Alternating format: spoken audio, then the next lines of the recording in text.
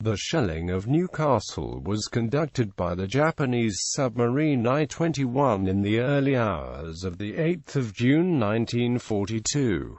The bombardment followed the attack on Sydney Harbour on 31 May, and was conducted shortly after I-24 shelled the eastern suburbs of Sydney. During the attack, I-21 fired 34 shells at Newcastle, including 8 illumination rounds, but caused little damage. The Australian gunners at Fort Scratchley fired 4 shells at the submarine, but scored no hits. Background: during 1942 and 1943, Imperial Japanese Navy submarines conducted a number of patrols along Australia's east coast. On 16 May 1942, the submarine I-29 attacked the Soviet freighter Welland 50 miles southeast of Newcastle, but did not cause any damage to the ship. In response, a naval force was dispatched from Sydney to attempt to locate the submarine, and ships were not permitted to sail between Newcastle and Sydney for 24 hours. On 23 May, I-29's floatplane flew over Newcastle and Sydney searching for shipping which could be attacked by midget submarines. On the night of 31 May, 3 Japanese midget submarines attacked shipping in Sydney Harbour. The ultimate aim was to sink the U.S. Navy heavy cruiser Chicago. Although unsuccessful in this objective, the attack did result in the sinking of the accommodation ship HMAS Cuttable.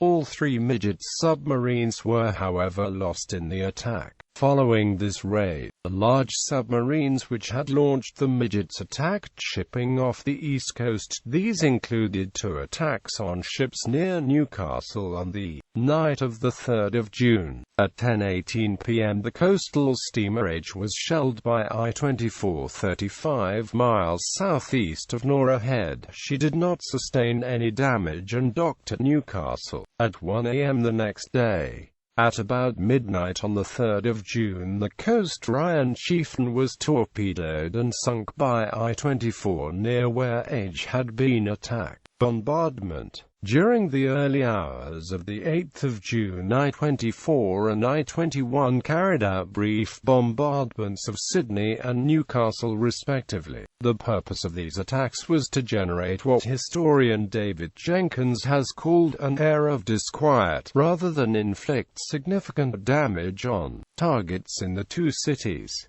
Between 0:15 and 0:20, I-24 fired 10 shells which landed in the suburbs of Bellevue Hill, Rose Bay and Woollahra. Only one of these shells exploded, and they caused little damage and only injured 1 person. While the Sydney Harbour defences spotted I-24's gun flashes, the submarine ceased its attack and submerged before the Australian gunners could open fire on it. I-21 began her bombardment of Newcastle 2 hours after the attack on Sydney. At this time, submarine was 9 kilometres from Newcastle and was sailing eastwards as her 140mm deck gun was stern-mounted. Prior to the attack, the submarine's gun crew had prepared 34 rounds of ammunition. These comprised 26 conventional rounds and 8 illumination rounds. The target of the attack was the BHP Steel Works in the city.